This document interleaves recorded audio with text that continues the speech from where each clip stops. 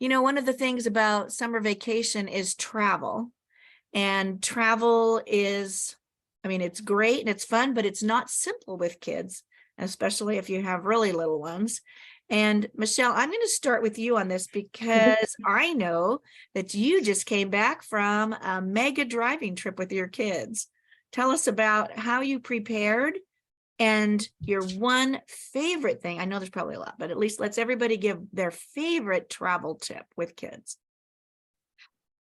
First of all, is my volume okay? It's better, yes. Okay. We just came back from a 2-week road trip through, actually ended up being 7 national parks, but 5,200 miles, 96 hours in the car, because the car actually tells you all these things. My husband likes to keep track of it. But there were a lot of rough patches. Just arguing and fighting the dynamics between 5 different people and trying to navigate that. And we also did 3 overnight drives as well. So like the kids just adjusting to a new schedule and doing something and making road warriors out of them. And I think some of the key things that we do when we travel, especially because of the way we are always in and out of hotel rooms, we kind of pack in bins in the car. So we actually pack we'll pack bags like for 2 or 3 days, and those come into the hotel room and we'll swap them out. But like all the extras just that. So you're not like taking everything into the hotel room each time. And so it's kind of rotating. And so there'll be days where we unload everything to repack. But however, I struggle with that. My husband and the kids are good at doing that. I struggle. So we just had one bag for me that just came in and out.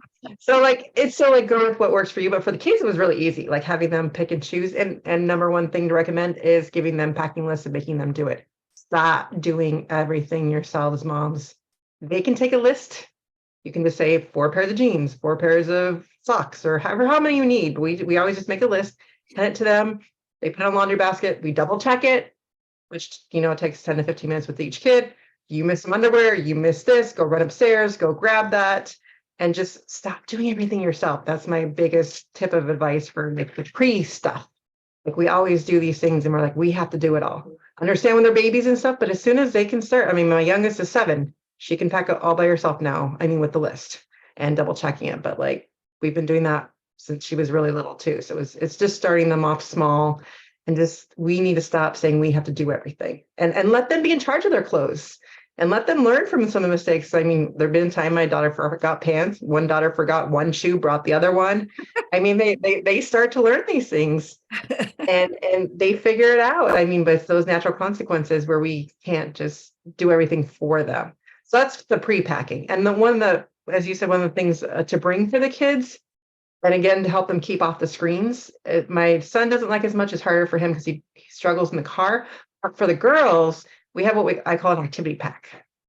And so it's one of those bags that attaches to the back of the seat, comes down, and they can put a tablet there if they want to watch it. But really, we use it for coloring books and those types of things. There's a platform for them to write on. There's a little cup holder if they need it. And then I'll put the link in the replay, but underneath there's a pouch for, because I actually researched this. We had to do a road trip during COVID to go see my dad. And that's what actually started all our long drives. I think it's a 30-hour road trip to Seattle to visit him during COVID because we didn't want to fly with everybody.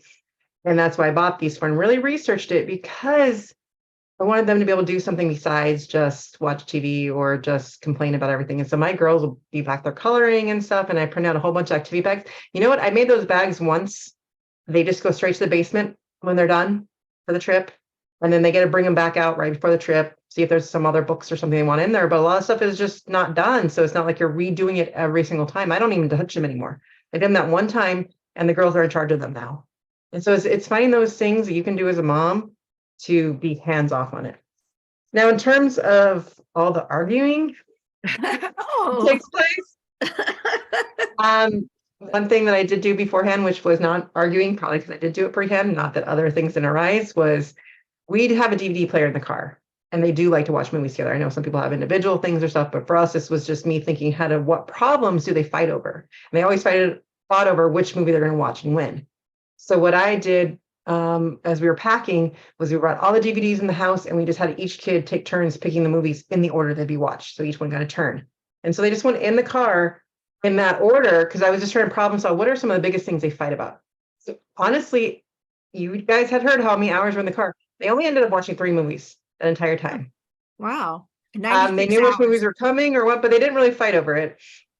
What we did end up doing was a lot more audiobooks. They really got into listening to the audiobooks, and we listened to the Genius Files, and Bella had done the Wings of Fire. And so they're listening to a lot of audiobooks. Plus, I also recommend in the national parks, I can't think of his name off the top of my head, but we had a guide.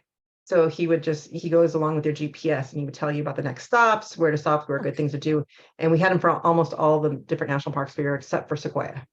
And so that was helpful to like know when to stop and where to go. And so they were learning a lot about the parks and things like that through the digital guide. It was an app. Again, I'll put the links in the replay with the video.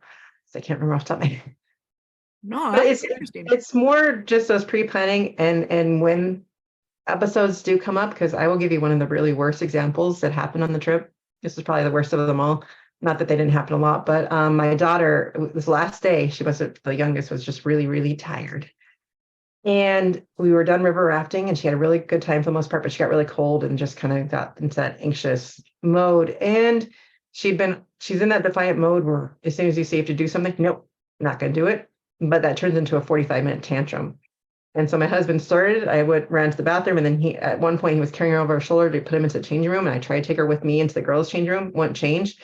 So I'm sitting outside the men's room holding her Crocs as I see men going in and out as she's screaming. I don't even know exactly what she's screaming, but she's complaining about not wanting to put her clothes on. She wants to stay in her wet bathing suit.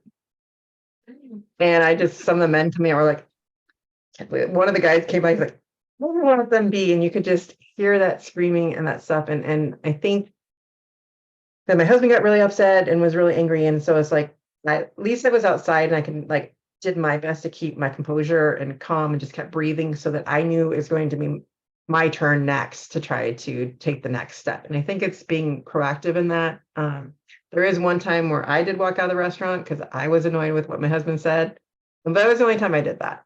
But I think knowing that they're going to be tired, knowing they're going to be doing something, and no matter what we do, we switched our schedules. They were getting up at 8 o'clock in the morning, but we were out till 10 o'clock at night, California time, changing time zones.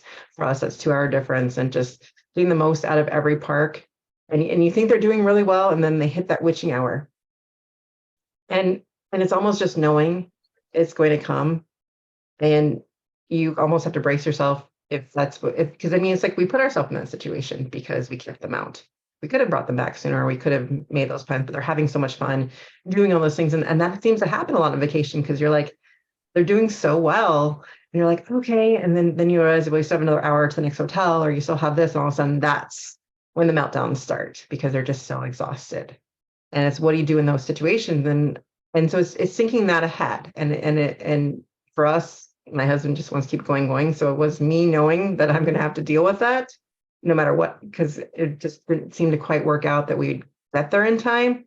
But for those of you that want to pre-plan, knowing that witching hour is coming and knowing, what do your kids need in that moment? Because it is off their routine, it is off their schedules, and you can't necessarily predict all of it. But you can think about some of the things that you need, extra snacks. And so finally we got her eating after that incident in the bathroom, and she started to do a little bit better, just slowly, she didn't want to eat. We suggested that right away, but she didn't want to. And it's just it requires a lot of patience and looking at the intention that you use the word vacation. Let's be realistic, ladies. These aren't vacations. These are family, adventure, and memory making. And let's keep that in mind. These are the moments that they're going to remember. This is what we're building. This is what we're making. And give yourself that day afterwards. Give yourself that one day vacation when you get back. Yes, that's what I need. How about you, Jena? What's your favorite item for traveling? Well, mine isn't an item that you pack or a way to pack, but mine is a way to think of the trip itself. And Michelle just hit on it. I like to think of every trip as an adventure, right? And my husband might have some different thoughts about that. He likes to get in the car and we'll get there at a certain time, and he is flexible and can be very adventurous himself, no doubt about it. But there are things, as Michelle said, that happen along the way, and to have it framed as an adventure gives you that ability to be more flexible, to take stops that you didn't necessarily intend. And just to go about it in a different mindset. You know, we've traveled since the girls, I've got twins, they were 18 months old, and one of our first trips was, I think they were 2.5 at the time. We went to Portland, Oregon, which is about an 8-hour drive for us. And as really tired parents of twins, we weren't paying attention to the car, and it actually ran out of gas on the freeway in the gorge, if anyone knows where that's at. So not a really pleasant place to be, and it was fairly hot. And so, well, my husband was dealing with trying to find, call someone to get gas. I'm like, okay, this is an adventure. I'm going to take these 2.5-year-old twins. We're going to go find a shady place to play. So we just found a place down the way. We landed in a really lucky spot, and we spent an hour there just playing in the shade, looking at the trees, and it was out of the side of the road. But the girls and I had such a blast. And that could have been a situation where we both as parents could have been very anxious about it. But as Michelle said, if you can take a moment to get your composure and to reframe it in a different way, then it's a totally different scenario. The girls had so much fun. They had no idea that this was an unintended stop. The other thing I would say is, along the way on your stops, take the time to get the kids outside as much as possible. And if you can, get them to sit on the ground and get their feet on the ground. That way they connect with the earth and get kind of recharged and calm down. It just really helps with everyone's nervous system. And so if you can do that at points along the way, just take a moment to ground in nature, then that is going to put everyone back into a really calm state when they get back into the car. That's really important. And that's about all I have to say on that, because it's so important. And Patrice, what about you? What's been your favorite thing? You have a mom and grandma, so I've got to ditto everything that Michelle and Jena said. That definitely seeing it as an adventure and keeping that attitude and the flexibility, that if you can,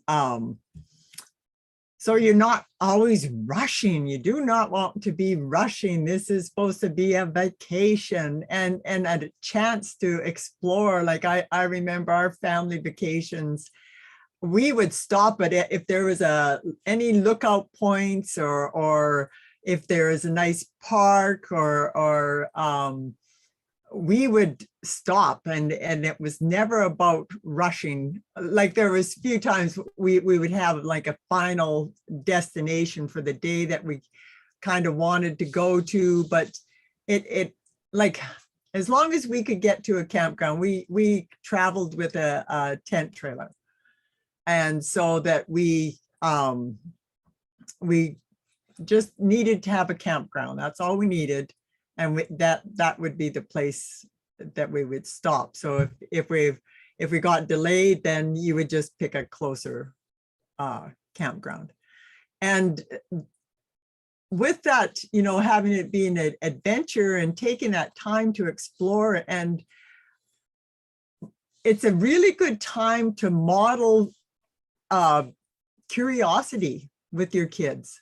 Like if they've been locked in schools and on their screens, it's a different kind of mindset or whatever. And like just getting out there and starts to, hey, look at this. I have never seen a bloom like that before. Or what's this strange looking bug? And, and then you can do the research, have them research when you're traveling to find out more about it. And also like building your sense of observation there, like asking questions. What is it that you hear, and what is it that you see here? Start to ask more questions, get them into the mode of asking more questions. Like sometimes your parents might think kids ask too many questions, but really it's wonderful to be able to develop that, sense of wonder and being able to ask all those questions, and just it builds a depth of character. And one of our favorite games, like we always had our activity pack, but we always had played the game I Spy with My Little Eye while you're traveling in the car. And so you're trying to pick that out, or singing songs. We used to love sing songs. That was a great family thing. So we have, And I'd bring up here too, the idea of having like a staycation, camping in your background, like just in your backyard, just to kind of break the kids into the idea of camping, or picking like parks that are closer to you for a day, a day's journey, and just to break the kids into the idea of traveling and exploring, camping, get them out camping away from the screens. so, Can I add one thing though? I Yeah. just wanted to piggyback off what Patrice was saying, and kind of gave me the idea of realizing that, I mean, essentially these trips are also about just connecting more as a family. And so like I said, that another day, which I forgot to mention, was that we did take a time out, and the kids were just at each other. And my husband almost looked at it like, we're going to turn around. We're just going home. We're not. And what we ended up doing that morning was I made them actually kind of almost sit in the background, made them all sit in the same bed and kind of almost hug it out and just keep chatting by Lily screaming. But eventually they pull it together enough. They're like, we don't want to go home. We want to do this. And so it's like taking those moments to say, okay, what are you guys going to do? Putting it back on them, that it's not just always on the parents to do these things. And so they kind of brought it together and decided they want, and that was the day we were supposed to go to Sequoia and Kings Canyon. Well, we only made it Kings Canyon because by the time all this happened, but as you said, Patrice, taking it slow, they ended up climbing through a big Sequoia tree almost that time, like it was a cave. And so it's like taking those moments, but realizing like, if you have to cut something out because their connection's more important than seeing the next thing.